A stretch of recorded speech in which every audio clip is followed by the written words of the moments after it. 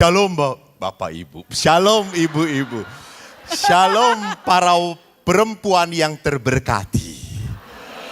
Saya pria tulen, namun belum terbukti. Karena tidak perlu dibuktikan, cukup lihat dengan iman saja coy. Saya lahir dan besar di Bandung dari keluarga seorang ayah yang sangat keras sekali, mungkin Anda tahu.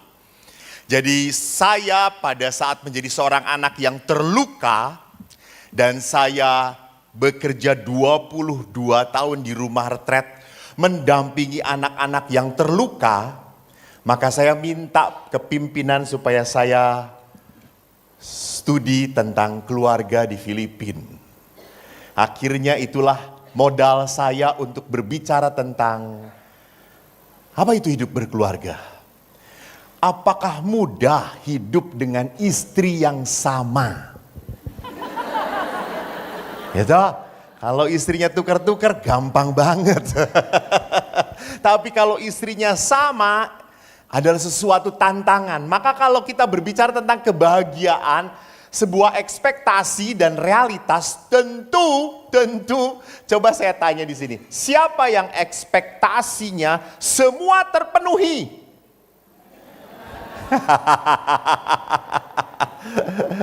Dan yang membuat tidak terpenuhi adalah pasangan Anda.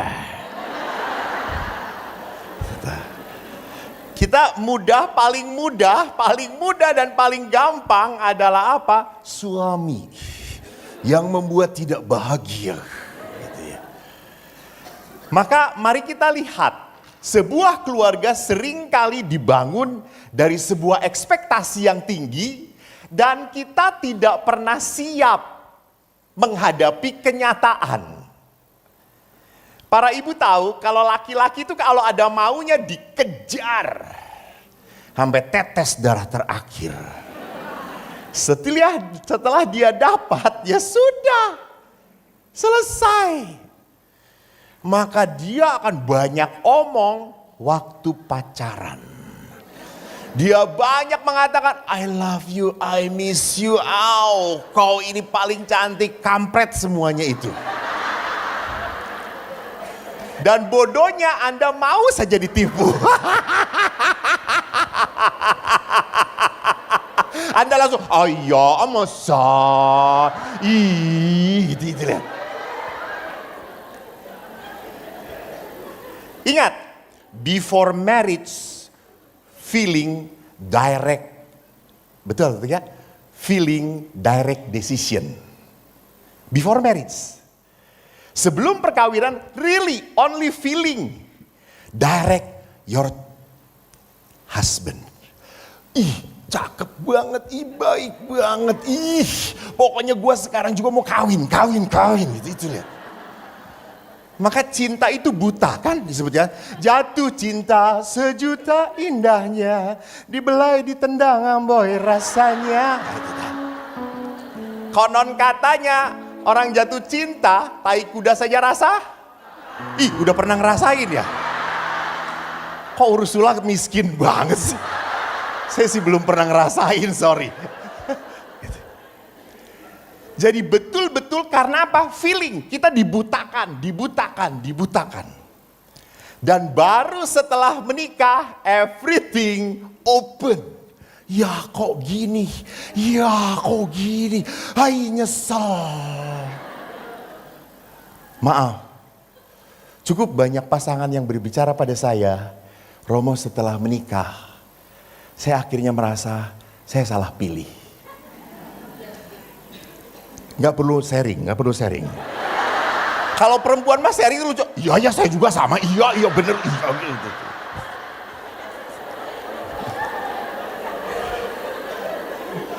Saya suruh jangan jawab. Iya sama.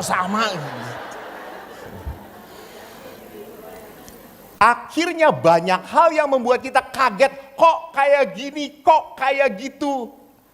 Ada apa dengan suami saya? Saya salah ya? Kok jadi kayak gini? Nah, mari kita lihat apa yang membuat ada sebuah perubahan yang terjadi. Pertama kita lihat tidak merasa at home lagi di rumah sendiri. Karena apa? Kata-kata yang muncul dari pasangan seringkali kata-kata yang menyakitkan. Saya tuh butuh banget suami itu support, mendukung. Tetapi seringkali menjatuhkan. Apalagi ibu-ibu harus tahu, pria sangat tidak mau pekerjaannya dilebihi oleh istrinya. Gak mau. Pekerjaan itu hal utama. Itu adalah apa? Pekerjaan itu adalah kehormatannya. Maka kalau ibu-ibu melecehkan pekerjaan suami, itu amat sangat merendahkan. Jadi kalau suami ganti bohlam, dipuji. Jangan, kayak gitu aja ganti bohlam, gampang. Nah itu tuh. Suami nyuci mobil, dipuji. Jangan, tumben nyuci mobil, gitu aja dicuci gitu ya. Lihat.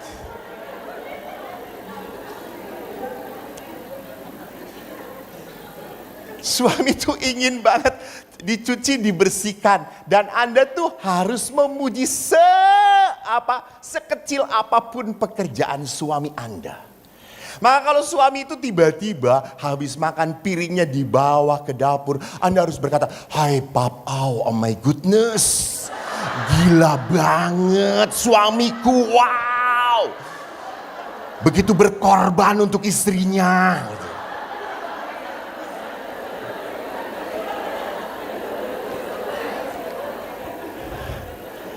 Karena saya satu bulan yang lalu memberi rekoleksi ibu-ibu 450 di Singkawang. Tidak bisa hening saudara-saudara. Lalu senang sekali. Terus saya mengatakan, ibu-ibu sukacita 3 hari 2 malam. Sukacita pastor, betul pastor. Ya, tapi ingat Anda pulang cucian numpuk. Rumah gak beres. Langsung iya gitu ya. Saya tanya pada para suami, kalau Anda melihat rumah berantakan apa perasaannya? Biasa aja. Bagi seorang istri, pekerjaan itu biasa dilakukan. Istri tidak akan pernah tidak akan pernah disuruh pun akan melakukan. Otomatis. Dia akan otomatis. Saya pernah dengan ibu-ibu jalan saudara-saudara ke rumah makan. Saya kan bapak-bapak kan pada duduk-duduk udah order. Nggak datang-datang, itu ibu-ibu pada berdiri ke dapur langsung gitu ya. Mana yang belum beres? Sendok dia bersihin sendiri dan lipetin sendiri. Sampai yang tukang dagangnya pada berhenti, diem aja begini semuanya. Itu ibu-ibu. Ibu-ibu tidak akan pernah mungkin terlepas dari kesibukan. No. He want to do something. Itu ibu-ibu. Itu wanita. Tetapi kalau bapak-bapak,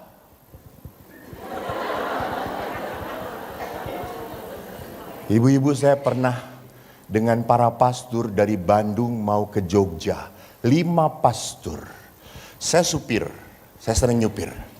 Dari Bandung baru sampai keluar tol Cileunyi, waktu itu kan belum ke Sumedang, Cileunyi, saya tanya, ada air minum? Nggak ada. Buset, kata saya tuh.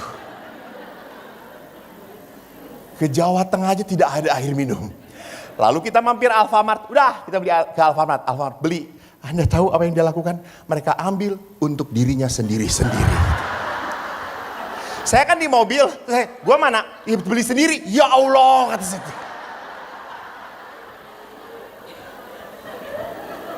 That's man, you know.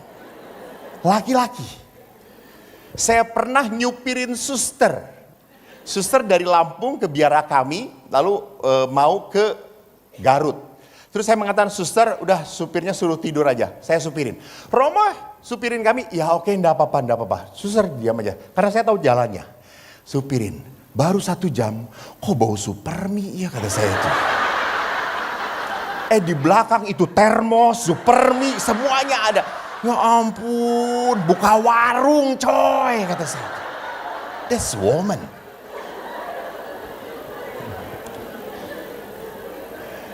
Jadi lihat di sini, dua pribadi yang berbeda, Maka kalau Anda ekspektasinya suami seperti istri, seperti Kak Anda, harus sibuk ke situ, mati Anda.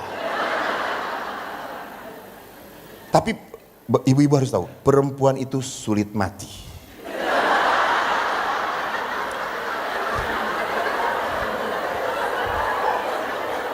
Kenapa? Karena perempuan kan banyak ngomong gitu ya. Tuhan memanggil juga gak kedengeran, ngomong aja terus gitu ya.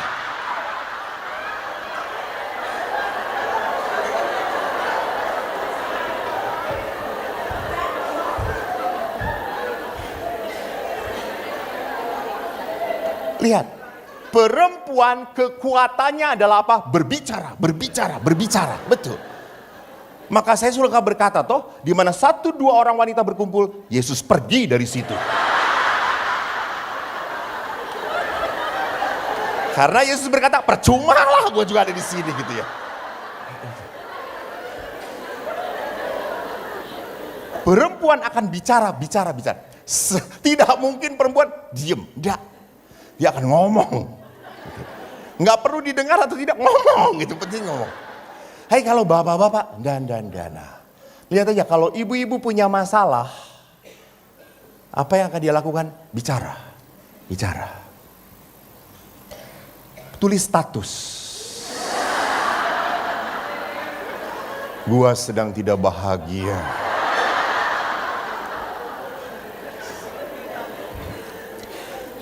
Maka kalau ada umat Jakarta, seorang ibu bermasalah, seluruh Indonesia tahu dari statusnya. Nah bapak-bapak tidak. Dan seorang ibu itu kan kalau bicara sesama ibu tidak mungkin ngomongin orang lain.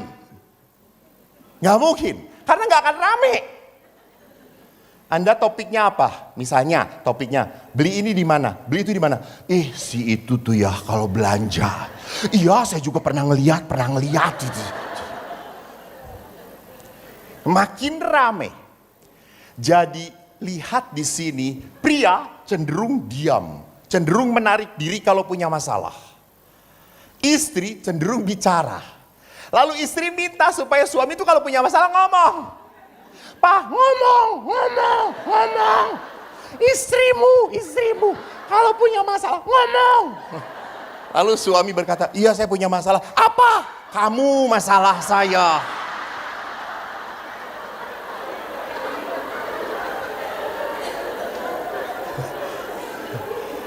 Pernah Anda melihat TikTok suami istri sedang naik mobil?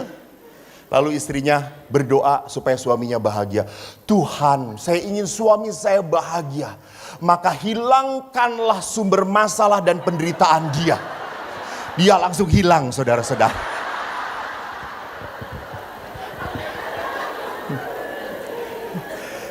Jadi para ibu yang terkasih, lihat. Seringkali rumah tidak menjadi nyaman lagi. Kalau sudah jangan 5 tahun lah. Pokoknya kalau sudah hidup bersama, ngobrol, ujung-ujungnya marahan. Betul.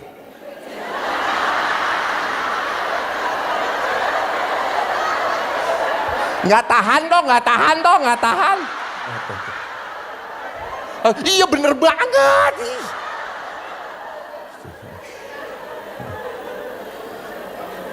Ujungnya marahan. Ibu-ibu ingatlah, di saat suami istri argue dan di saat salah satu pasangan naikin gas, dia itu sudah kalah sebetulnya. Dia itu sudah kalah, dia nggak bisa ngomong apa-apa lagi. Maka naik, apa?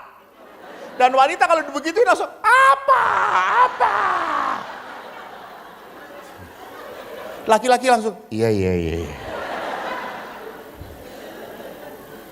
Jadi rumah merasa menjadi tempat yang akhirnya seringkali suami istri sibuk masing-masing.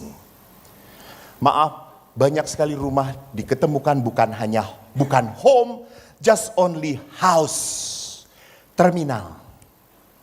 Tempat pulang, Dan semua sibuk masing-masing. Saya begitu prihatin waktu saya memberkati satu rumah. Pas saya memberkati kan setiap kamar harus saya berkatin. Lalu pada saat saya masuk satu kamar, ada tempat tidur, istrinya berkata, "Ini kamar saya, pastor." Oh, mungkin dua menjadi satu toh saya, berarti sama-sama. Saya berkati. Saya padahal doanya, semoga suami istri yang bisa bertidur di sini diberkati. Bapak Putra Kudus, amin. Pindah ke sebelahnya. Ini kamar suami saya, pastor.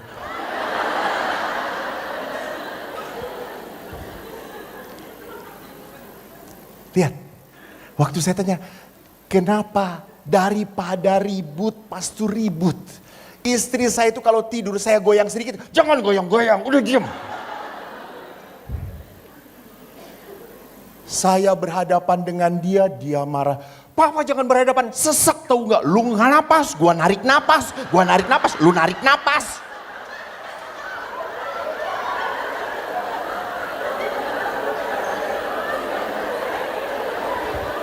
Anda bayangkan,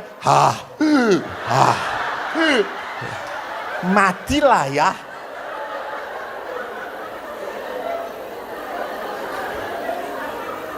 Lalu akhirnya daripada ribut, akhirnya terpisah daripada ribut. Sama. Kita pun sama, daripada ribut, ya sudah lu sibuk sendiri, gua sibuk sendiri. Kamu jangan mengganggu saya pun tidak akan mengganggu saya. Kamu, lihat. Banyak sekali sekarang hidup perkawinan yang apa? Kamu, saya. That's not home anymore. Dan lihat yang kedua dalam perkawinan, seringkali kita terlalu fokus pada diri sendiri. Merasa perempuan adalah yang dikorbankan. Pastor saya itu harus berkorban. Suami saya itu ampun pastor. Lama-lama budek, botak, keras, ngeselin, jengkelin. Dulu tuh tidak, pastor, dulu tuh enggak, dia tuh baik banget. Sekarang pastor, dia jadi kayak gini. Ibu-ibu jangan lupa, itu berarti apa? Dia menjadi rusak karena nikah dengan Anda. Jadi perhatikan, akhirnya perkawinan menjadi terfokus pada diri sendiri. Kenapa? Karena Bapak Paus dalam Amoris Laetitia mengatakan itu budaya. Budaya sekarang terlalu menghambakan pada diri sendiri, individual. Yang penting saya bahagia. Padahal dalam perkawinan, dalam perkawinan Kristiani sudah tidak ada saya lagi. There's no me, there's only you in my heart. Edan gak? Iya toh, Anda ingat gak janji perkawinan Anda? Gak ingat, Anda cuma sekali seumur hidup. Gue berkali-kali ngedengerin gitu ya.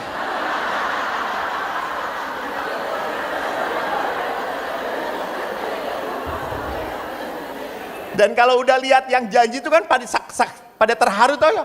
Saya. Halah. Kata saya tuh.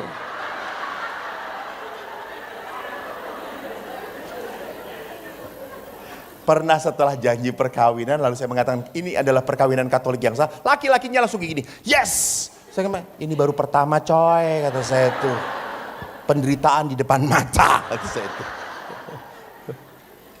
Jadi dalam janji perkawinan ingat, saya Eko Wahyu Joko Santoso memilih engkau Juminten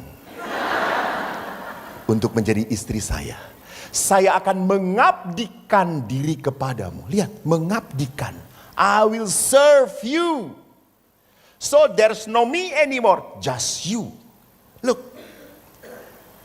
Maka tidak aneh, saudara-saudari, cukup banyak anak muda tidak mau menikah. That's why, individualitas. Saya nggak menikah aja bahagia kok, ngapain cari masalah?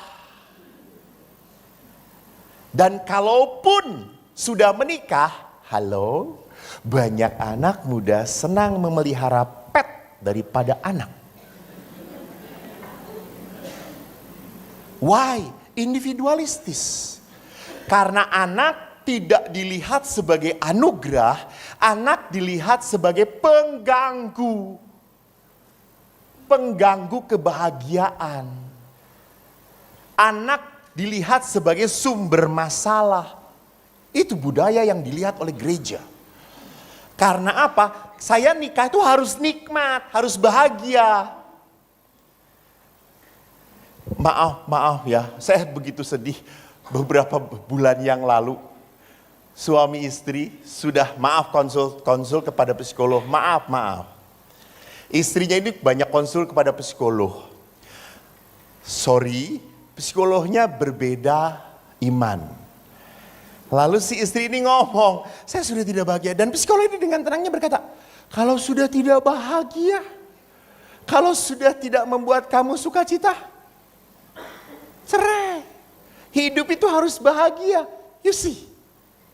Padahal Yesus berkata, barang siapa mengikuti aku, engkau harus memikul salib. Siapa pengikut Yesus? Angkat tangan. Bodoh Anda semua.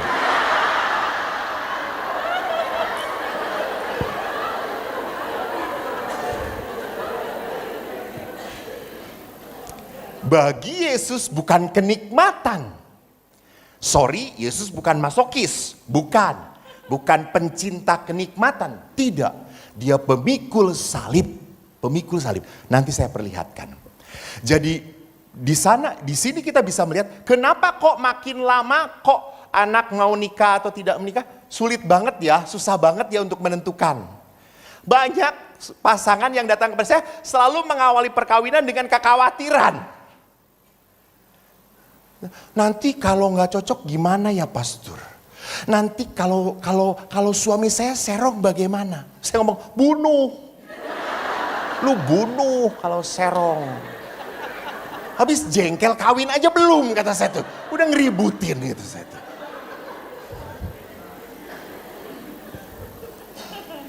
Maka sekarang sedang ngetren sebelum menikah sudah harta terpisah. Karena ketakutan cerai. Saya selalu mengatakan, lu mau melangkah ragu, jangan melangkah. Nah, sudah, kalau mau cari aman, ya jangan kawin, udah. But you will get the pain in your life, apa? Loneliness. Kesepian, kehilangan arti hidup.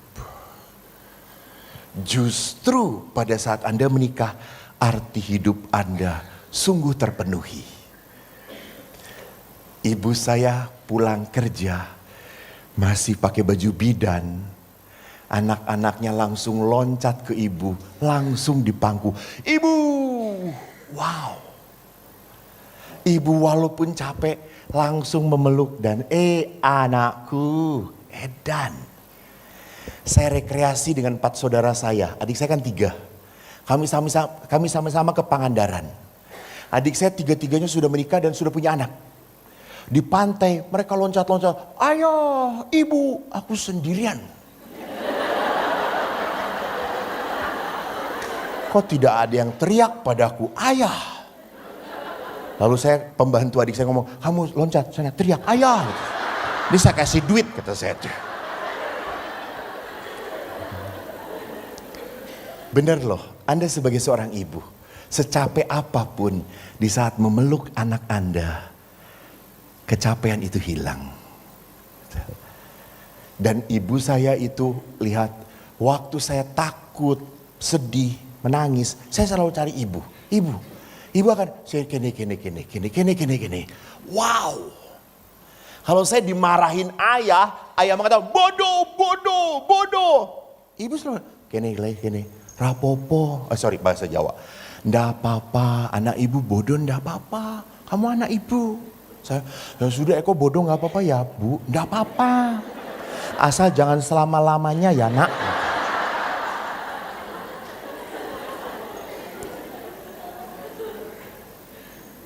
Yang saya waktu mau jadi pastor sangat meragukan saya jadi pastor adalah ayah.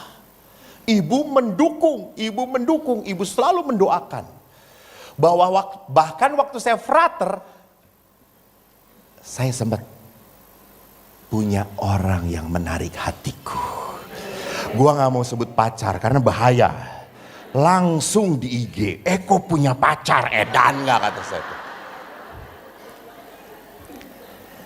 Dia tertarik, saya agak tertarik. Tenang aja Bu, langsung, oh ya sama-sama tertarik lah ya gitu ya, tenang.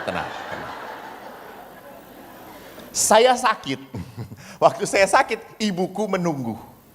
Lah perempuan itu datang bawa makanan, ibu tuh langsung gini. Sudah mau menerkam wanita itu gitu dan menghabisinya. Ingat toh wanita. Perempuan itu sampai nggak nyaman. Frater, waktu itu kan saya masih frater. Frater ini ya dimakan semoga cepat sembuh. Ya, frater saya pulang dulu. Ya, Bu, ibu cuma. Dan makanan itu sebelum saya makan diloncatin sama ibu.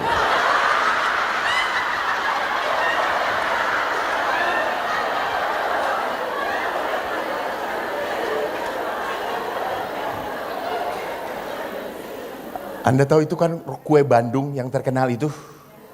Apa? Brownies kukus bau terasi.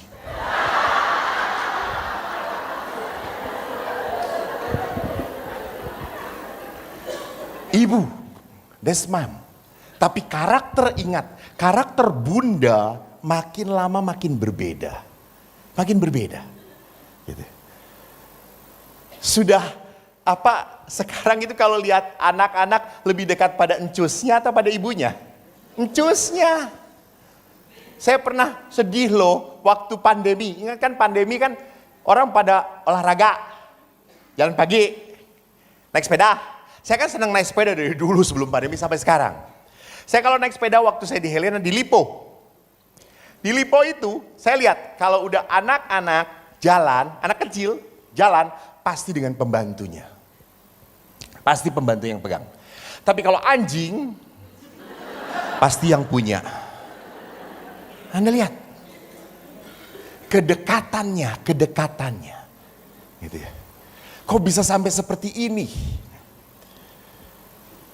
Seorang ibu pernah sedih, pastor.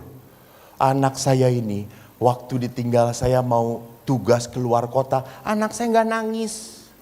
Suster lebaran mau pulang dia nangis, pastor. Look. Tidak ada kedekatan, kehangatan. Hati-hati Bu. Produk anak-anak yang kurang touching, hugging, and intimacy, maaf. Biasanya dalam berpacaran, tidak sehat. Dia mencari laki-laki yang bisa memenuhi kekurangan dia di masa lalu. You get what I mean? Ya. Dulu dia kurang dipeluk, dia kurang disayang. Maka pada saat ada pria memeluk sedikit saja, langsung nyos. Bet. Set.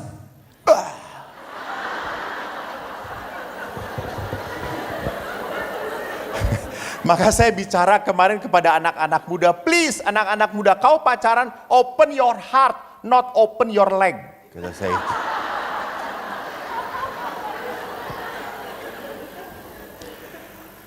Ketiga, sikap menuntut. Artinya, lihat, mengapa waktu pacaran kita bisa romantis? Kita bisa saling merindukan. Tapi mengapa setelah menikah kok banyak masalah? Tidak harmonis. Kita terasa hambar, tidak nyaman. Kita selalu melihat kurangnya dia. Perhatikan di sini bahwa dalam pacaran kita bisa saling menyesuaikan. Adjust. Jangan nanti sakit hati. Nanti kecewa. Selalu dirindukan.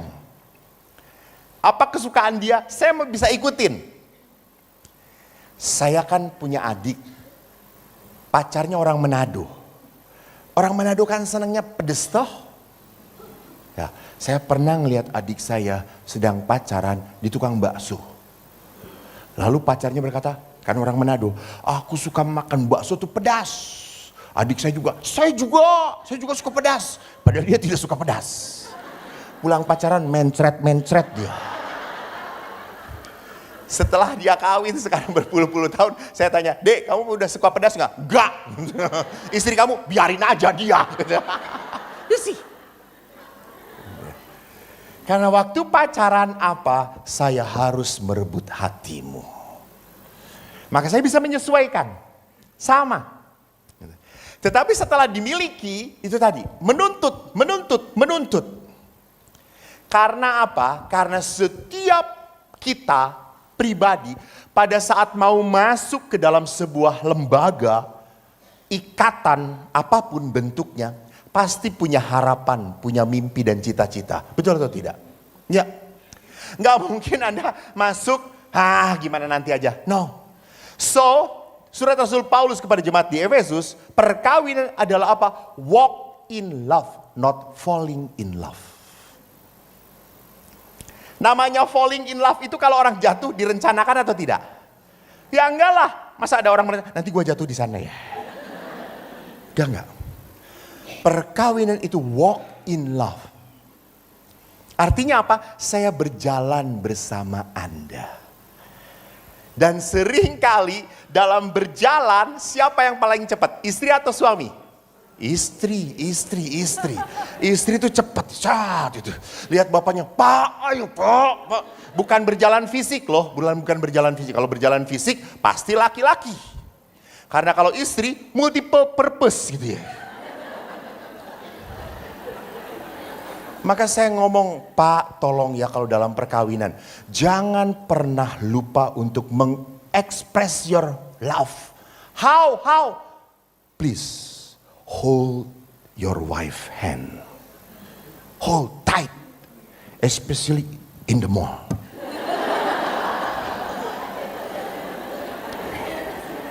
Karena kalau seorang suami mau yamca di misalnya, katakanlah satu restoran Cina. Yamca, iya, suami langsung. Istri,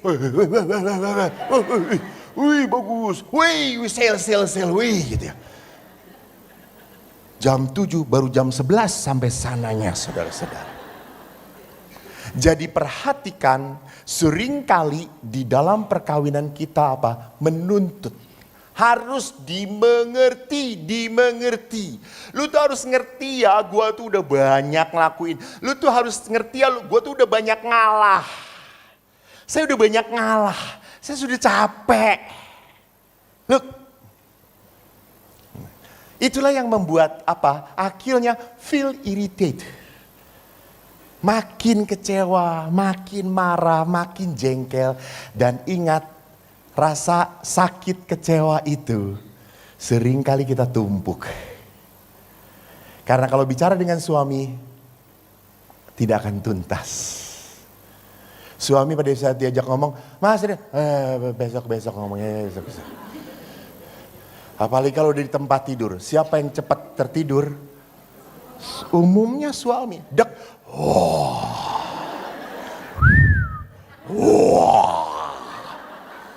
Jadi ibu-ibu tolong jangan dibangunkan, jangan.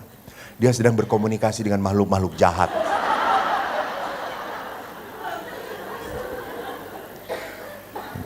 Kalau istri baru mau merem itu langsung, aduh, sana udah dibuka belum ya? Aduh, situ nanti besok makan apa ya? Besok beli di mana ya? Aduh, bayar apa ya? Semua, lihat. Maka saya selalu ngomong, otak suami itu kalau dijual mahal. Karena jarang dipakai. Merasa bangga. Maka perhatikan Amoris Laetitia, surat Paulus pun mengatakan seringkali kita mencintai seperti anak kecil, egois. Kita nggak dapat nangis, merajuk, tantrum. Dah, nggak mau, biarin, mati sekalian. Kalau udah suami istri, udah ada perempuan ngomong, "Pastor, saya sudah tidak tahan dengan dia. Saya mau cerai. Terus, "Gimana Pastor?" "Saya kasih pisau. Matiin dulu dia. Baru bisa cerai." Karena kamu Katolik gitu. Lalu lihat, kadang-kadang kita juga seperti anak remaja, mengkritik dengan pahitnya. Dan yang keempat, permasalahannya adalah apa? perkawinan harus membahagiakan saya. Ini salah. Perkawinan harus menyenangkan saya. No. Saya menjadi imam. Apakah saya bahagia? Saya bahagia. Saya pernah suatu saat ketemu seorang oma-oma di satu tempat. Terus karena dia ngelihat saya, suka ketawa, berlucu, cerita. Lalu oma itu, pastor di sini mah cemberut semuanya. Susah tersenyum. Oh iya oma, iya. Kecuali kalau dikasih angpau, langsung senyum pastor. Saya tuh kan sering ngasih angpau, maka kalau ketemu saya tuh langsung dia tersenyum pada saya. Ya iya, karena pastor itu berkata, "Oi, angpau datang, angpau datang." Lihat, perhatikan di sana bahwa di dalam kehidupan, apakah saya dengan 10 pastor di Pratista, saya cocok? Tidak. Hamil mereka kalau cocok.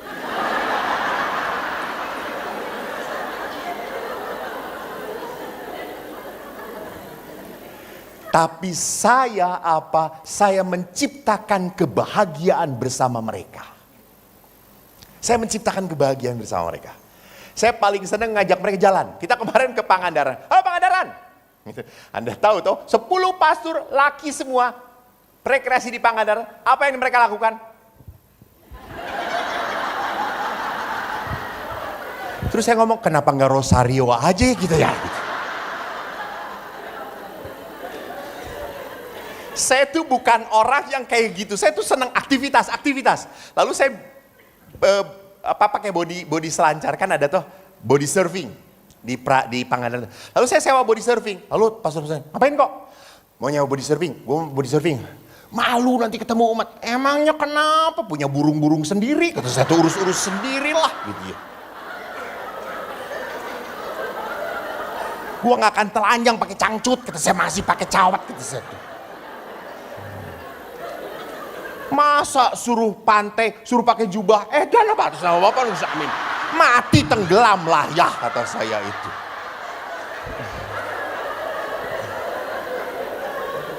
Lalu akhirnya saya pakai body surfing, wah seneng ketawa. Lalu yang pastor-pastor yang lain, yang masih muda, ikutan. Wih, enak juga ya koi, sewalah mereka, kita sama-sama. Lalu saya tahu satu pastor ini gak bisa berenang, tapi dia senang. Terus saya ngomong, lu tahu gak di sini tuh ada Nyi Loro Kidul. Dan Nyi Loro Kidul suka sama orang yang gak nikah. Dia langsung balik lagi.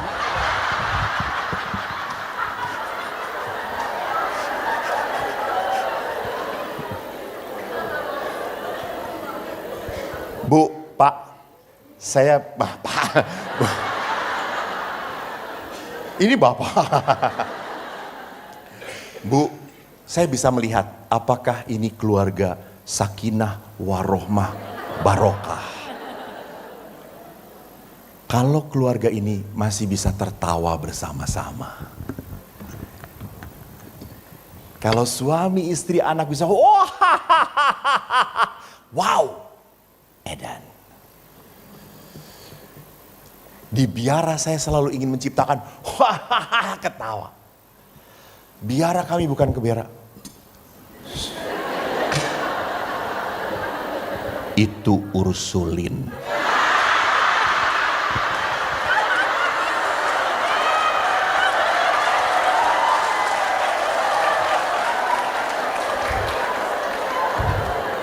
Ini ada psikoanalisa.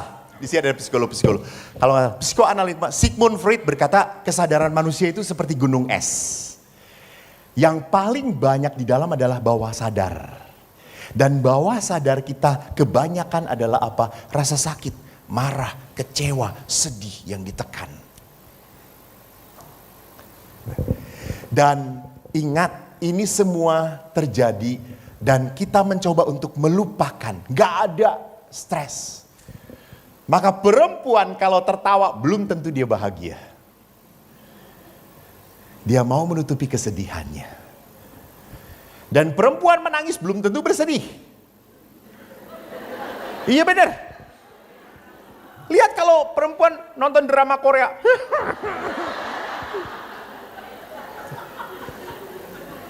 mudah terhanyut, masuk ke dalam. Maka saudaraku, mari kita lihat. Pertanyaannya, kalau kita ingin perkawinan kita, apakah terlalu jauh ekspektasi dan realitasnya? So, kita harus belajar. Kalau hidup kita diatur oleh luka, maka Anda selalu melihat ekspektasi saya, ekspektasi saya, ekspektasi saya. Harapan saya nggak kayak gini, kayak gini, nggak kayak gini. Kawin dengan kamu tuh nggak kayak gini, nggak kayak gini banget. Anda hidup dalam luka. Dan maaf ibu-ibu, saya katakan di sini, luka, kecewa, marah, kalau sampai mengontrol Anda dan Anda tidak bisa melepaskan, sorry, itu sudah bukan masalah psikologis lagi, itu setan, iblis yang sudah ngatur Anda. Iblis, Anda diberi kuasa kok untuk melepaskan. Anda diberi kuasa kok untuk membebaskan, tapi Anda tidak mau. Banyak orang yang bahagia dengan penderitaannya. Coba lihat kalau udah kalau kumpul, wih saya tuh kayak gini susah banget kayak gini, susah di anak-anak nyebelin, nggak bisa diatur, setelah besar nggak mau ngedengerin, nggak mau ngormatin, apalagi anak saya. Lihat, semua sharing itu adalah sharing penderitaan. Nah saudaraku, mari kita lihat apakah hidup kita diatur oleh luka atau oleh roh Allah. Sorry, dikatakan, barang siapa membenci saudaranya, ia berada di dalam kegelapan dan hidup dalam kegelapan. Maka Roh Kudus, mari kita mencoba untuk pimpinlah keluargaku. Ini poin-poin terakhir. Yesus berdoa pada Bapaknya sebelum menghadapi penderitaan. Lihat, bukan pada saat menderita. Ya, di Taman Getsemani, ingat, Yesus sudah memangku salib atau belum? Belum. Yesus berkata kepada para murid, berdoalah dan berjagalah. Sebab kuatkan. Maka pada saat suami Anda menyebalkan, ucapkan salam Maria kalau ketemu dia. Jadi Anda ketemu, salam Maria penuh rahmat, Tuhan sertamu. Terpujilah engkau di antara wanita. Nah, daripada Anda memaki-maki,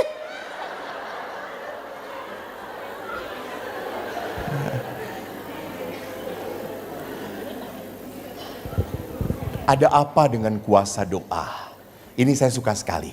Pertama, doa membuat Roh Kudus menuntun kita supaya mendengarkan Tuhan daripada penderitaan dan kekecewaan kita. Bu, ibu punya penderitaan? Sama. Coba siapa yang menderita, yang tidak menderita, angkat tangan. Anda lebih baik masuk rumah sakit jiwa saja. Orang gila gak menderita loh. Ya betul. Gak akan menderita. Yang menderita yang di sekitarnya, betul. Gak. Suster ada di sini toh. Saya pikir udah pergi suster.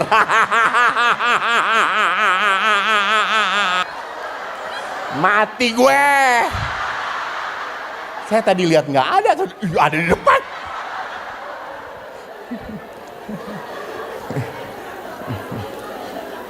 Jadi ibu-ibu jangan pernah berkata saya menderita. No. Allah itu ingin memberkati Anda, bukan membuat Anda menderita. No, nggak ada Tuhan yang mau membuat kita menderita. Kata-kata Yesus jelas, marilah kepadaku kalian semua yang letih berbeban berat, aku akan memberikan. You see, Allah tidak mengatakan aku akan memberikan pain, beban pada kamu. No, aku akan memberikan kelegaan. Jadi maaf ya ibu-ibu, kalau hidup Anda menderita bukan karena Tuhan. Sorry, atas nama Tuhan ku ucapkan itu. Karena Anda yang mau menderita. Kalau hidup Anda sampai tidak bahagia, maaf. Karena Anda tidak mau bahagia. Jadi Roh Kudus, doa itu membuat kita makin mendengarkan Tuhan. Tidak makin mendengarkan kecewaan. Bu, kecewa, siapapun kecewa. Siapapun punya kekesalan, siapapun punya kejengkelan, siapapun punya suami si borokokok itu. Ya, benar. Ih, kalau boleh tak pateni saiki. Itu. Kalau sudah mendengar di ruang pengakuan kisah ibu tentang suaminya, ya Tuhanku Yesus, 24 jam gak berhenti-berhenti ibu ini ngomong.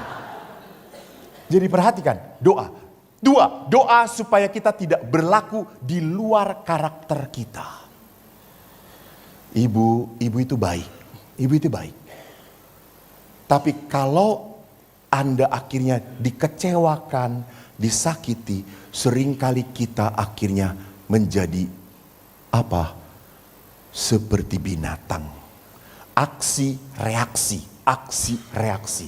Dia menyakitin, gua juga bisa. Dia pukul, gue juga bisa pukul. Dia punya selingkuhan, gue satu bus, gue selingkuhin.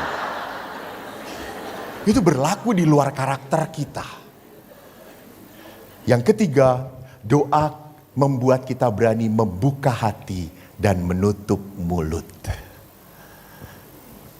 Karena seringkali kalau kita kesel, jengkel, kita membuka mulut dan menutup hati.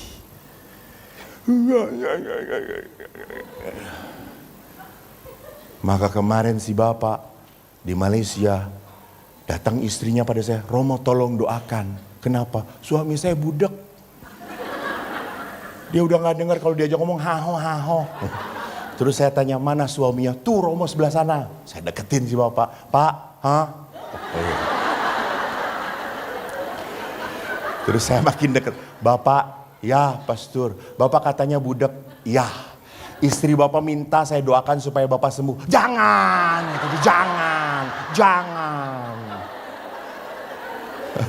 Jangan pak, jangan. Lalu akhirnya, tapi kita harus berdoa pak supaya istri bapak tahu bahwa saya sedang mendoakan. Iya. Tuhan terima kasih. Kau beri anugerah budak pada bapak ini. Lalu bapak itu berkata, amin.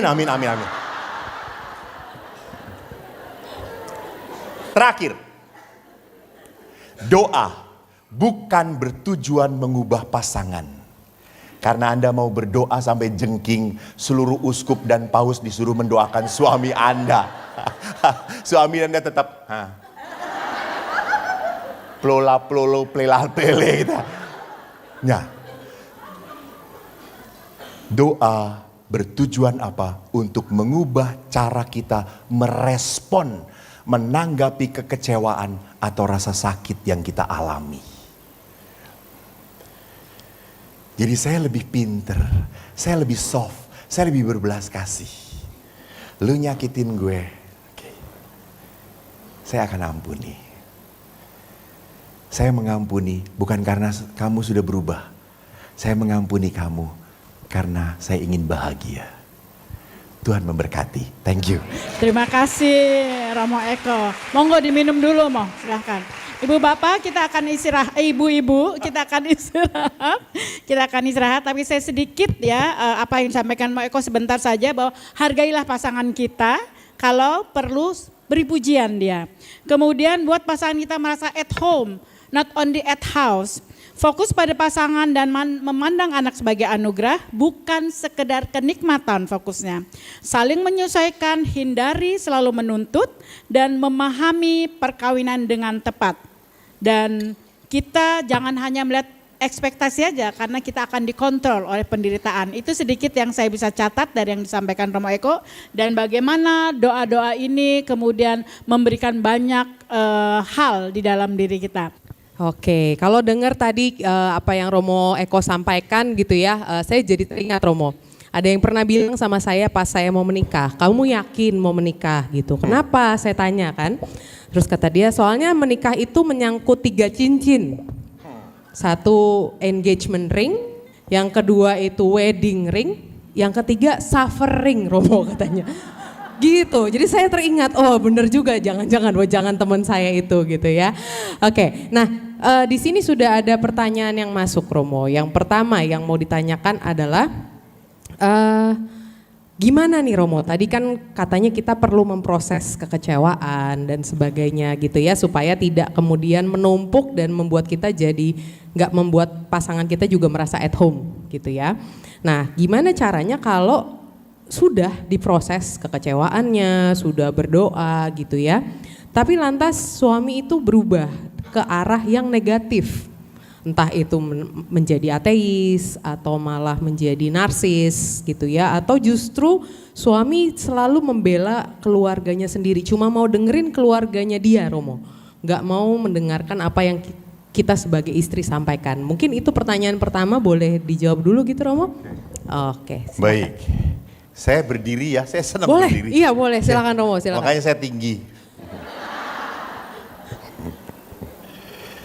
Jadi pertanyaannya menarik, saya sudah memproses dan Bapak Ibu maaf, walaupun luka sudah diproses bukan berarti saya tidak bisa terluka lagi.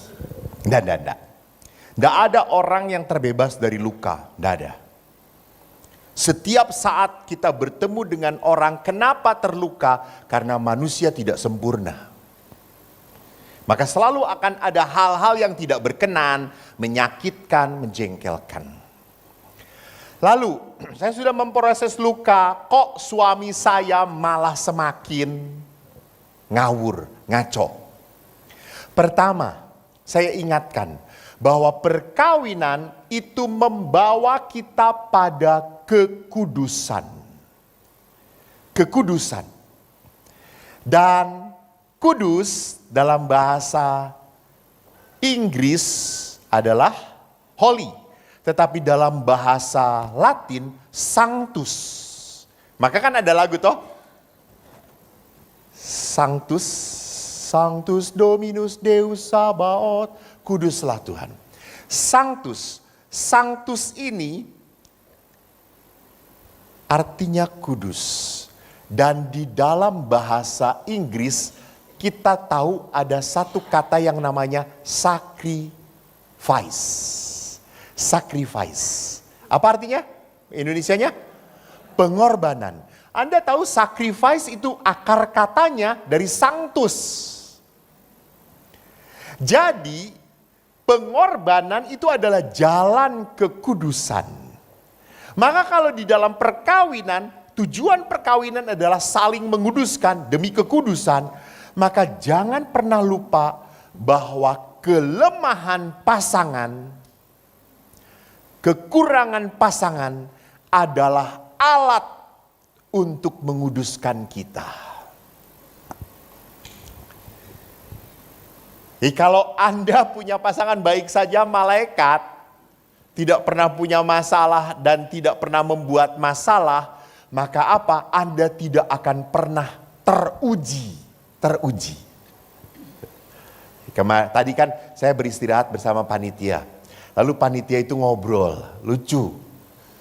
Pastor, 8-10 tahun tuh banyak perkawinan ribut terus. Ingin cerai lah, ingin itulah, 8-10 tahun. Tapi kalau sudah di atas 10 tahun, kita nggak ribut lagi.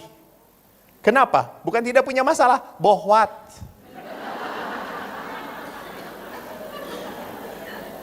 Udah mau ngapain lagi? Dibalikin ke ibunya, ibunya sudah pada mati semuanya gitu ya. Ya sudahlah, bertahan, ditahan-tahan kalau perlu gitu ya. Jadi lihat di sini bahwa kalau kita menghadapi pasangan yang seperti itu, bagaimana?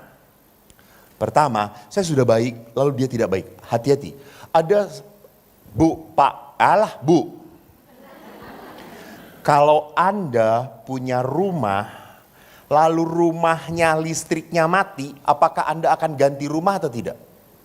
Nah. Kalau rumah itu bocor, apakah ganti rumah atau tidak? Apa yang harus Anda lakukan? Beresin, sama. Kalau ada suami Anda yang cerewet sulit, ya nggak ganti pasangan. Bereskan. Gitu. Kalau dia tidak mau membereskan, nah, bagus. Itu yang disebut sebagai toxic relationship. Saya udah capek. Maka saya belajar untuk apa? Saya belajar untuk apa? untuk tetap bertahan. Bertahan setia. Walaupun dia seperti itu. Jadi biarlah kebaikan saya yang bisa merubah dia. Bu, urusan saya baik, itu adalah tanggung jawab saya. Maaf, sama di pastoran pun. Saya tuh kalau kemana-mana, saya tuh selalu ingin bawa oleh-oleh. Karena saya ingin teman-teman saya tuh menikmati, saya pergi menikmati oleh-oleh. Dan setelah saya bawa oleh-oleh, kayak kemarin dari Jogja bawa oleh-oleh. Apakah mereka say thank you? No. Never. Mereka tanya, apa itu kok? Oleh-oleh? Oh. Udah. Tahu-tahu besoknya habis aja. Ya sudah. Walaupun saya bawa oleh-oleh, apakah pastor yang lain bawa oleh-oleh? Tidak. Lalu saya kapok? Enggak. Saya mau baik. Saya mau bahagia, menikmati suasana bahagia dengan saudara saya yang 10 ini. Ya ini yang saya lakukan. Di saat mereka tidak berubah, mereka tidak menjadi baik, ya sudah. Ya sudah, bukan tanggung jawab saya. Bu, apakah Yesus bisa mengubah Yudas Iskariot? Apakah Yudas Iskariot diusir dari komunitas Yesus? Tidak. Dibiarkan. Akhirnya Yudas Iskariot bunuh diri. Biarkan suami Anda, akhirnya juga.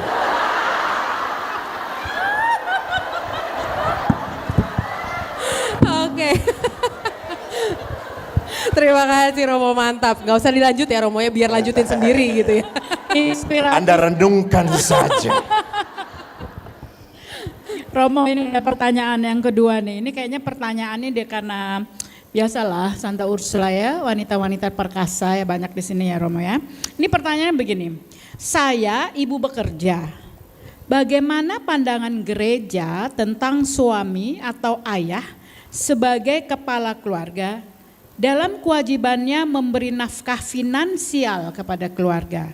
Terlebih kalau suami saya itu adalah punya hobi hutang. Nah ini gimana nih pandangannya nih jadinya? Berdiri lagi.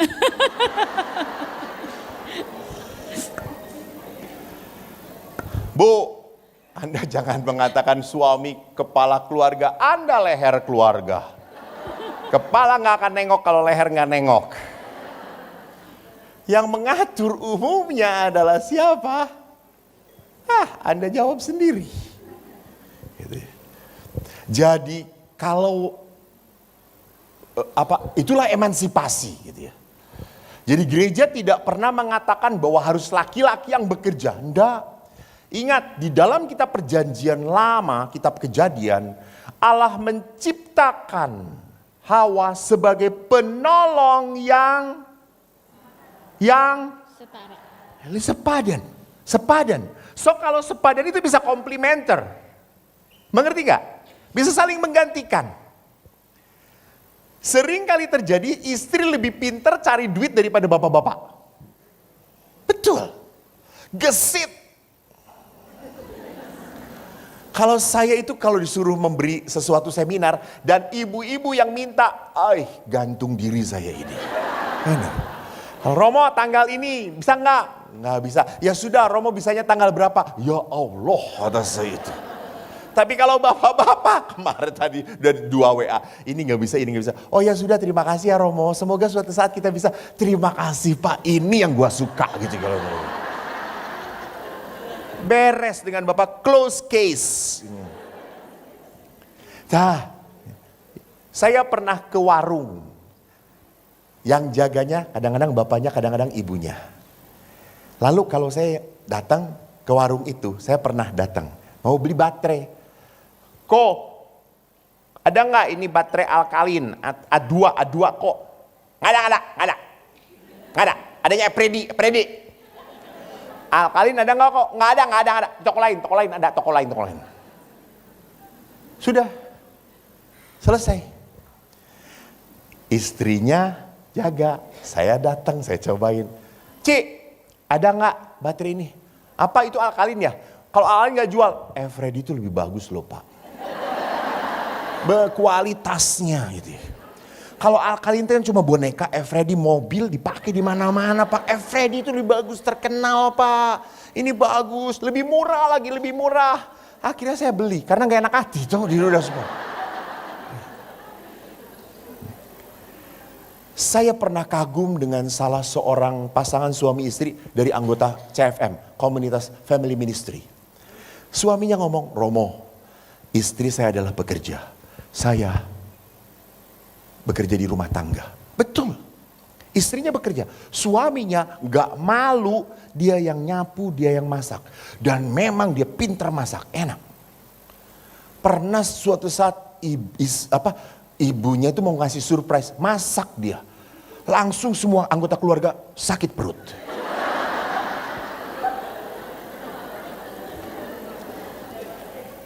Tapi saya suka jadi lihat keluarga modern itu sudah tidak memisahkan lagi. Ini harus menjadi kepala keluarga yang cari uang.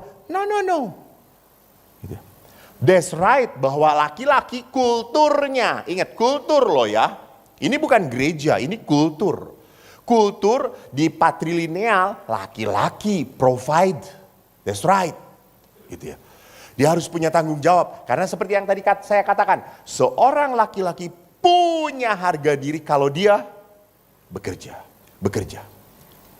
Seringkali dalam kasus yang saya hadapi, suami tidak kerja, kadang-kadang kasar sekali pada istrinya.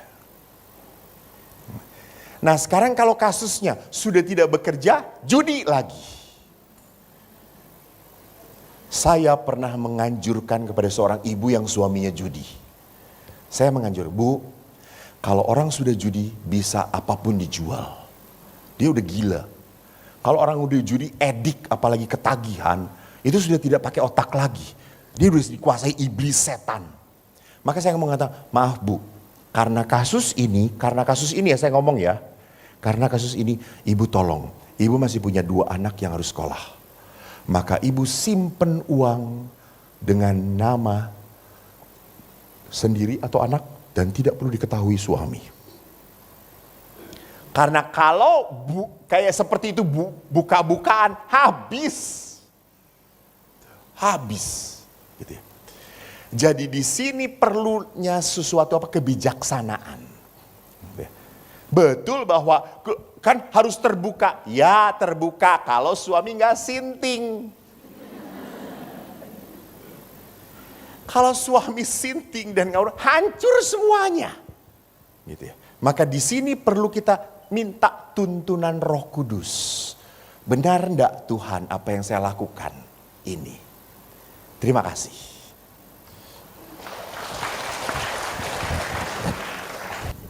Oke. Nah mungkin saya mau gali sedikit dulu ya Romo ya. Tadi kan minta tuntunan Roh Kudus, benar gak yang kita lakukan gitu. Nah tadi kan Romo yang bilang katanya kalau perempuan banyakan bicara, kadang-kadang Tuhan ngomong kita gak dengar gitu ya Romo ya. Nah cara bedainnya ini memang Tuhan atau Roh Kudus yang bicara sama kita atau bukan tuh gimana? Ya, apakah ini dari Roh Kudus atau tidak? Yang paling mudah adalah kalau ini suara Tuhan selalu menuntut pengorbanan. Pertama. Dan yang kedua, buahnya damai, sukacita, kasih, pengampunan. Oke. Jadi itu 2 hal. Ya. Pertama, selalu menuntut berkorban kalau suara Roh Kudus, suara Allah. Yang kedua dari buahnya. Oke, berarti setelah kita memutuskan itu di sini rasanya ada kedamaian, sukacita gitu ya Romo ya. Benar. Oke, baik. Nah kita lanjut ke pertanyaan berikutnya Romo. Pertanyaan berikutnya, ini posisinya sebagai anak Romo yang bertanya gitu ya. Bagaimana sikap saya sebagai anak di tengah orang tua yang ingin bercerai dan selalu saling menyalahkan. Gitu. Anaknya pengennya kan keluarganya tetap bersatu. Nah gimana caranya? Pertanyaannya gitu Romo. Ya, saya punya kasus kayak gitu. Jadi kalau udah tua dia mau cerai, biarin. Nggak akan cerai, nggak akan. Cuma ngomong doang. Karena mereka hanya mau saling diperhatikan oleh anak-anaknya. Sebetulnya ini adalah apa? Adalah cara mereka untuk diperhatikan oleh anak-anaknya. Jadi jangan dianggap serius. Mama mau cerai, emang mau hidup dengan siapa? Lalu Anda jadi, no. Itu adalah attract, cara menarik dia supaya anak-anak memperhatikan. Anda ingat film itu? Tika, apa sih yang Batak itu? Ngeri-ngeri sedap. Iya benar. Benar-benar. Yang pulang ke tanah Batak, iya, yang suami istrinya mau cerai itu, itu kasusnya. Ngeri-ngeri sedap, betul, ngeri-ngeri sedap. Itu kasusnya gitu ya. Jadi di kasus-kasus tertentu sering kali, kenapa? Karena mereka ingin diperhatikan. Mereka tidak sungguh. Karena kalau sudah tua mau cerai, mau ngapain? Gitu ya. Tidak ada sesuatu yang, kecuali kalau mereka memang argue betul gitu ya. Saling menyakiti, nah itu beda. Gitu. Kalau sudah saling menyakiti, sudah saling tidak bisa hidup lagi betul-betul, berarti memang mereka bukan cerai. Take distance aja dulu, nggak perlu pakai surat cerai. Ambil jarak saja, sudah tua kok. Satu di mana namanya? Satu di Cipinang, satu lagi di Nusa Kambangan. Ambil cerai. Artinya ngambil jarak supaya mereka gitu ya. Supaya mereka merasakan pengalaman merindukan. Benar, merindukan. Kan? Saya pernah seminar di Malaysia. Lalu ada seorang oma opa, itu usianya sudah hampir mencapai 80. Masih ikut seminar, keren. Lalu saya tanya istrinya, Bu, Oma, apa yang membuat Oma bahagia?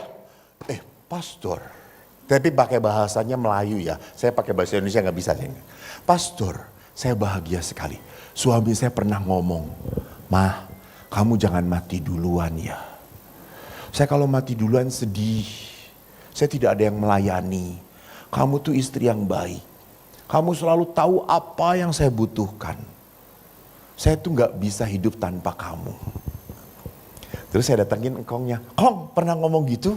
"Iya, Pastor. Ya memang istri saya baik, Pastor, baik sekali." Terus saya tanya, "Kong, apa dalam hidup engkong yang paling membahagiakan?" "Saya bahagia, Romo, pada saat istri saya ngurus cucu 3 bulan.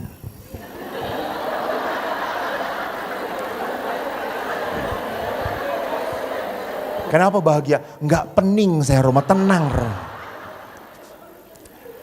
Lucu kan? Ya. Kalau untuk sejenak menyenangkan bagi dia. Tapi untuk selama-lamanya, I cannot stand. Saya tidak tahan. Itu misteri perkawinan. Gitu. Yang banyak yang disebut ngeri-ngeri sedap itu. Jadi itu misteri di dalam sebuah relasi. Memang saling menyakitkan kadang-kadang, tetapi juga saling merindukan. Ada sesuatu yang gua butuh dia. Coba bu, maaf saya ini maaf. Seandainya, ini kan cuma pertanyaan, oke? Refleksi. Seandainya Anda pulang dan Anda menemukan suami Anda sudah meninggal, Anda siap atau tidak?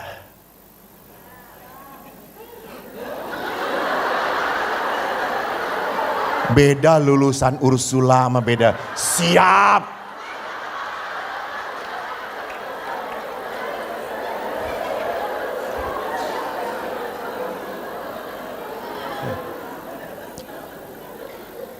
Bu, jangan pernah pikir, ya itu kan kematian itu tidak bisa dikira, tidak bisa diprediksi, bisa tiba-tiba datang seperti pencuri, gitu ya. Memang pada saat kita bersama kita selalu melihat kekesalan, kejengkelan pada saat dia tidak ada.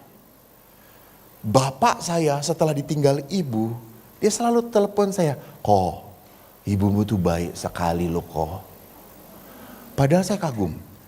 Ibu saya stroke, tidak bisa apa-apa, 20 tahun yang mengurus bapak, yang memandikan bapak, yang mengangkat untuk berjemur ayah. Saya kagum pada ayah. Tetapi setelah ibu tidak ada, ayah itu selalu ngomong, "Ibumu tuh baik sekali kok. Bapak pulang tuh selalu sudah ada teh, selalu udah ada minuman. Ibumu tuh di mana-mana dihormati kok. Ibumu tuh waktu disakiti oleh pasiennya padahal dia tidak bayar, ibumu ndak pernah sakit hati, ndak pernah ngomongin. Ibu kamu tuh memaafkan. Loh, sampai waktu ibu mau peringatan 1 tahun, saya telepon ayah, ayah kita peringatan ibu. Kok? Kenapa? Aneh kok. Kenapa? Aku tidur kalau bangun sekarang pegang kiri kanan, ndak ada ibumu. Aku kehilangan. Saya berkata, ya sudah Pak, mau cari gantinya apa Pak?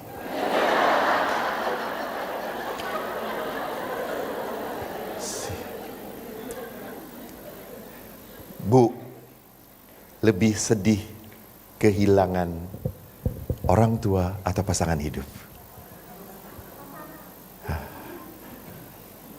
Udah jangan bingung, strict saja jawabnya. Pasangan orang tua, pasangan orang tua. Umumnya, ini yang umum. Karena Ursula itu kan gak umum tuh ya, aneh-aneh gitu ya tuh.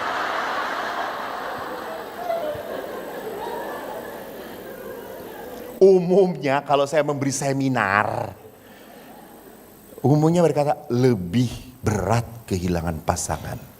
Seperti satu saya patah. Padahal dia itu bukan siapa-siapa tadinya untuk Anda. Tidak ada hubungan darah apapun dengan Anda. Kenapa bisa sampai seperti itu? Because God. Karena Tuhan yang menyatukan. Terima kasih. Tuhan berkati.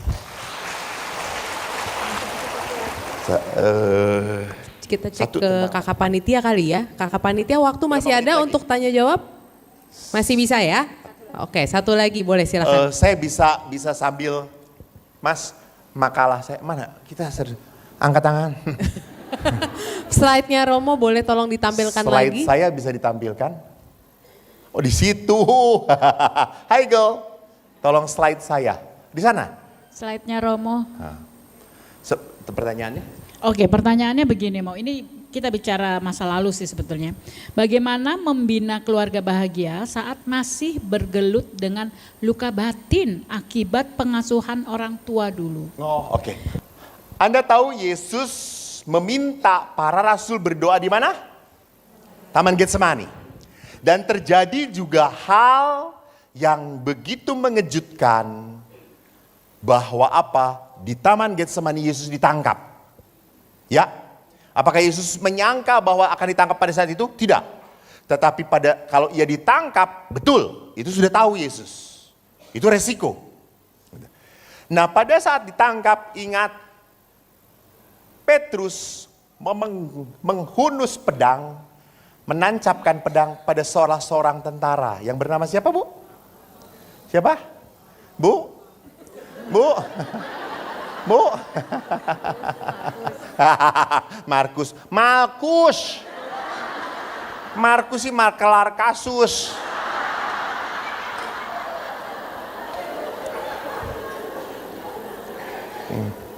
Dan waktu itu Yesus menghardik Petrus, sarungkan pedangmu. Bukankah aku harus minum cawan? Harus minum cawan. Jadi memang Yesus tahu bahwa apa? Ada misi Allah Bapanya yang harus dia pegang. Yaitu apa? Minum cawan. Yaitu apa? Penderitaan. Ini misi. Maka next, mari kita lihat. Bahwa meminum cawan penderitaan itu berarti apa? Yesus menyelamatkan melalui penderitaan. Jadi penderitaan adalah kenyataan yang tidak bisa dihindari. Jadi setiap orang punya luka, betul. Betul. Kalau tadi konteksnya pertanyaan luka ya. Setiap orang punya luka, ya. Dan luka itu harus diproses. Memaafkan itu gampang mengucapkan. Tetapi pada saat saya harus memberikan, apalagi memaafkannya kepada orang yang punya hubungan dekat dengan Anda. Apalagi harus memberikan kepada orang yang Anda sayangin. Itu lebih berat. Bu, sudah punya suami? Sudah. Kalau saya misalnya saya menyinggung hati ibu, jengkel. Ibu, Dan suami pun sama melakukan, menyinggung ibu. Lebih mudah memaafkan siapa? Saya atau suami? Kepada suami. Kalau suami, ini gue bisa stroke kayak gini. Gue udah jalan, bagaimana?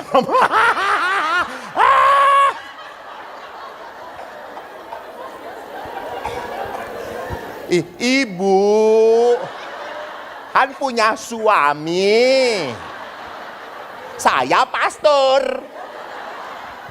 Saya melukai ibu, menyakiti hati ibu, sama suami pun melukai dan menyakiti hati ibu. Lebih mudah memaafkan siapa? Pastor atau suami ibu? Ya betul. Kenapa? Karena ibu tidak mencintai saya. Betul. Karena saya orang lain. Saya orang lain. Tapi kalau orang itu sudah punya hubungan batin dan dia melukai, paling sulit saya ampuni. Jadi orang yang paling sulit diampuni adalah orang yang punya arti dalam hidup saya. Apalagi orang tua tadi kan, apalagi pasangan. Tetapi tetap harus apa? Harus dibereskan, diproses. Dan penderitaan itu memang it's a part of our life. Penderitaan adalah cara Tuhan membentuk saya. Maka kalau penderitaan membentuk saya, dan kalau saya tidak mengolah penderitaan, maka saya menjadi orang yang hidup dalam akar kepahitan. Ingat, orang yang hidup dalam akar kepahitan gak pernah ngomong.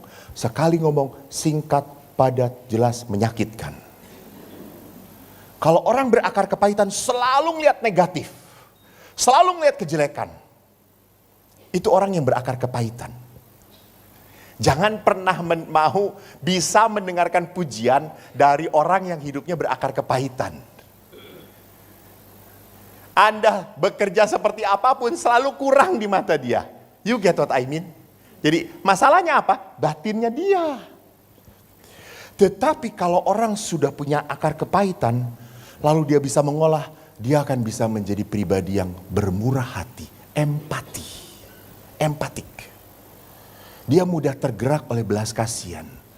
Gua pernah ngerasain yang lu rasain. Itu empati. Kedua, penderitaan terjadi karena kita hidup dengan pasangan yang tidak sempurna. Ingat tadi saya katakan. Mengapa hidup di dalam dunia ini kadang-kadang kita kecewa, marah, jengkel. Mudah banget. Contohnya aja kalau saya pagi-pagi harus misa pagi di susteran. Jangan di panti jompo itu kan siang. Lalu saya pakai mobil, di depan mobil pelan-pelan. Saya udah tahu pasti perempuan. Sorry ya. Karena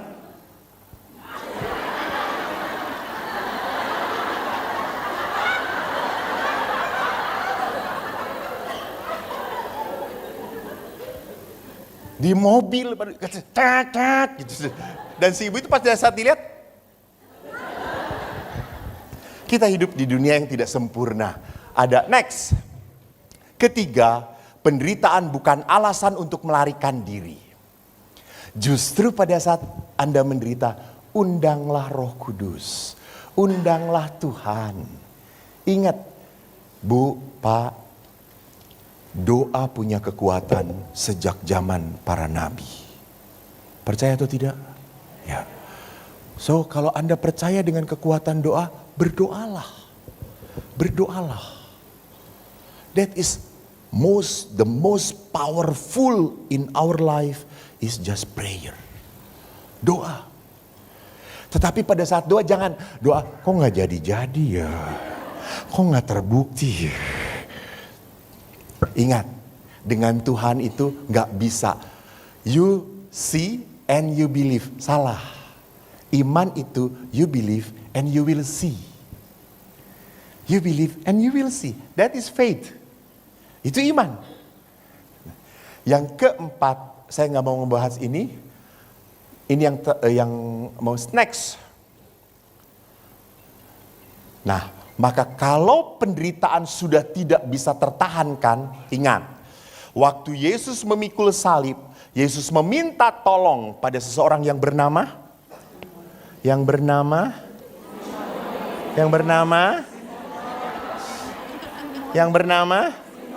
Simon apa? Simon dari Kirene. Jadi kalau Anda sudah Anda sudah tidak tahan lagi, carilah pertolongan, jangan menyerah. Pertolongan itu siapa? Bisa komunitas. Ini komunitas emak-emak powerful coy. Tapi emak-emaknya jangan hanya powerful tapi hidup benar. Jangan ini powerful karena terlalu powerful. Ih, gue dikecewakan sama suami. Hajar itu suami tidak tahu diri. Kasih satu tetes, modar dia 2 bulan. Jangan sekomunitas dengan mama yang ditato lah gitu, powerful, apa loh gitu ya. No. Kita harus sekomunitas dengan yang benar gitu ya. Yang selalu mengajak kita kepada kebaikan dan kebenaran. Karena tidak semua kebaikan benar. Jelas? Jadi tidak hanya baik tapi benar di mata Tuhan. Ini baik untuk tetapi tidak benar, berarti nggak akan membuat Anda damai. Tadi dari buahnya itu. Cari pertolongan. Bicara dengan psikolog. Ibu-ibu, saya itu tadi ditanya saya di rumah retret Pratista ada retret pasutri, growth namanya. Jadi kami mengadakan retret 3 hari 2 malam. Ibu Selva ini pernah ikut ya. Waktu retret, Ibu Henny juga pernah ikut retret growth ini. Jadi yang mendampingi tidak hanya saya, tapi ada psikolog. Saya ingin lihat perkawinan itu tidak hanya dari spiritual, tapi juga dari segi psikologis. Dan psikolognya dengan latar belakang Kristiani. Sehingga menasehatinya benar. Tidak hanya baik. Tapi benar sesuai dengan iman kepercayaan kita. Anda kalau mau tahu buka web kami. Next. Cari pertolongan jangan menyerah. Next. Itu sudah ada. Next. Lah lihat. Yesus itu waktu disalib, dia 2 kali ditawarin minuman. Yang pertama dia tolak, yang kedua dia terima. Yang pertama itu adalah painkiller. Meminum itu dia tidak akan merasakan sakit. Dan Yesus menolak. Jadi jadi pada saat perkawinan berat, janganlah minum racun. Halo, racun itu bukan baygon. Next, apa itu racun? Racun itu bisa pornografi, bisa judi-judian, bisa minum-minuman, bisa overeating. Halo. Beberapa tadi masuk tempat ini harus dibuka 2 pintu. Atau over shopping Romo. Over shopping ya betul, over shopping. Jadi ibu-ibu yang Katolik apalagi yang Kristiani saya ingatkan ya, Yesus naik ke surga. Kita juga nanti naik ke surga. Dan kita diangkat oleh malaikat. Kalau malaikat merasa aduh berat, dilepasin lagi. Tolong ya. Bu, maaf. Suami itu butuh sekali Anda cantik. Butuh. Bagaimanapun, butuh. Melihat istri cantik itu butuh. Maka Anda coba tolong permak sedikit gitu ya. Sebentar ya, nanti oplas itu. Nanti penutupnya kita pakai doa malaikat Allah. Kenapa kalau kita minum racun, lama-lama kalau kita tidak merawat, kita mati rasa dengan pasangan kita. Banyak ibu-ibu yang mengatakan, Romo, saya sudah bersentuhan dengan suami, sudah tidak ada strum. Tapi dengan Romo, nyetrum banget Romo. Kurang ajar kata saya itu.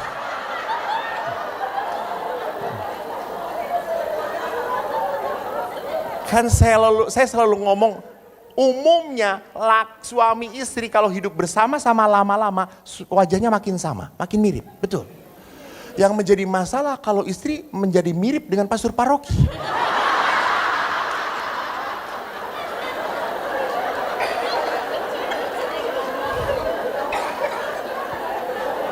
Ya gimana gak mirip, sekamar terus. Tarik napas sama terus gitu ya. Next. Yesus berkata tentang pengampunan. Kebablasan. Tentang pengampunan. Maka tadi tentang luka batin. Menyembuhkan luka itu hanya dengan pengampunan. Mengampuni bukan karena kita baik. Atau bagi pertobatan suami saya tadi. Tetapi kita mengampuni karena kita tidak mau hidup dirusak, dihancurkan oleh luka orang lain. Ingat, suami Anda pun mungkin banyak luka. So many unresolved issue. Banyak masalah batin dia yang belum dibereskan. Maka pada saat ia menjadi suami, dia otomatis keluar dia kemarahannya, kejengkelannya, kekecewaannya. Meledak-ledak. Nah, kesabaran kita, bertahan kita setia, semoga menyembuhkan pasangan Anda. Tapi kalau Anda hantam lagi, dia akan makin meledak. Sakitnya, kecewanya. Next, Bapak Paus mengatakan hal yang sama. Ini saya suka banget. Tidak ada keluarga yang sempurna. Kita tidak punya orang tua yang sempurna.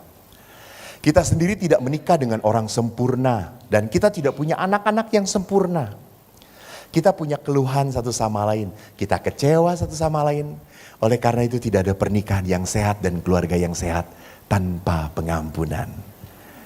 Maka apa? High expectation bisa membuat bahagia kalau Anda bisa mengampuni. Tuhan memberkati. Terima kasih. Para ibu yang terkasih, ngapain Anda berdiri? Orang belum suruh. Ursula memang beda, saudara-saudara. Silahkan berdiri, boleh. Para ibu, terima kasih saya boleh berbagi di tengah-tengah Anda. Saya sungguh sangat terberkati bersama dengan Anda. Semoga insight-insight yang saya sharingkan membuahkan kasih, cinta. Dan semoga suami Anda semakin bahagia bersama Anda. Walaupun Anda tidak bahagia.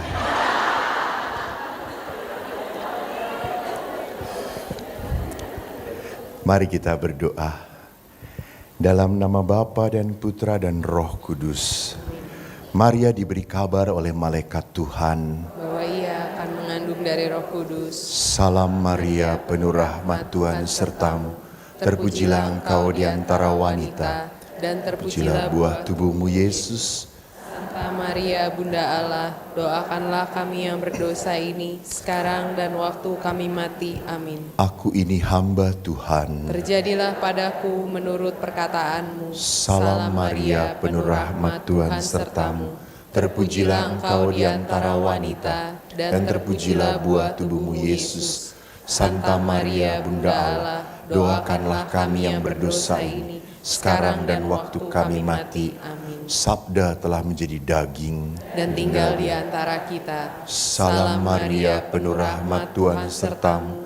Terpujilah engkau di antara wanita, dan terpujilah buah tubuhmu Yesus. Santa Maria Bunda Allah, doakanlah kami yang berdosa ini, sekarang dan waktu kami mati. Amin. Doakanlah kami ya Santa Bunda Allah, Supaya kami dapat menikmati janji Kristus. marilah berdoa. Ya Allah, karena kabar malaikat kami mengetahui bahwa Yesus Kristus Putramu jadi manusia.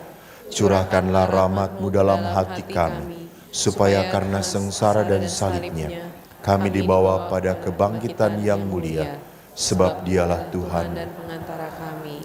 Amin. Bunda Maria yang berbelas kasih, doakanlah para ibu ini. Semoga mereka menjadi wanita-wanita seperti Engkau, yang selalu menyimpan segala perkara di dalam hati mereka. Dan walaupun sakit, walaupun mengecewakan, walaupun membuat mereka sedih, biarkan doa yang selalu terlantun dari hati mereka, terjadilah padaku seturut kehendak-Mu. Bunda, kuatkanlah putri-putrimu ini. Dan semoga rahmat Tuhan kita Yesus Kristus memberkati kita dalam nama Bapa dan Putra dan Roh Kudus. Shalom, Tuhan memberkati. Terima kasih. Oke. Terima kasih Romo.